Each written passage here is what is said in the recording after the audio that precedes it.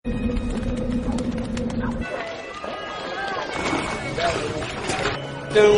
lugar namin, Sitio Maligaya 2, San Vicente, San Pedro, Laguna. Siyempre, alam mo naman, ganitong lugar, squatter area, tabing release, dikit-dikit ang bahay. Madilim talaga rito sa lugar ko na to. Wala kami dito sa loob, lagi kami sa labas. Nadadapa kasi madilim, may dadaan mo, hindi mo alam, may nakaharang. Tutulog na lang ako, wala ilaw eh.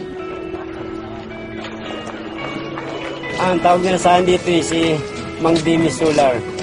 Napaliwanag ko yung mga bahay nila magdilim.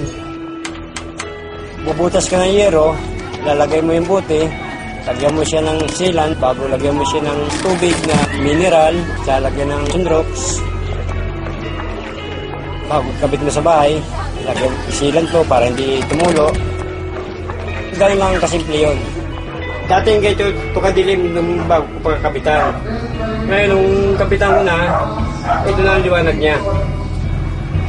Yan ang liwanag. Umili po ako kasi bote lang, tubig. Maliwanag na yung bahay mo. Bumaba yung ano ko, binayaran ko ngayon.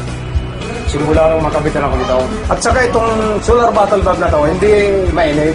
Dahil sa buti na yan, sa solar na buti na yan, gumanda ang araw namin. Ang nalagyan na namin ito ay bali 643.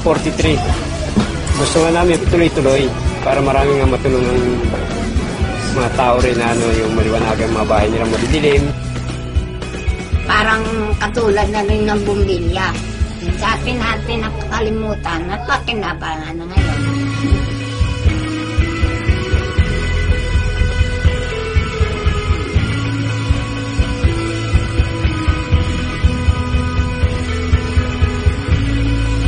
Maliwanag na ang taba!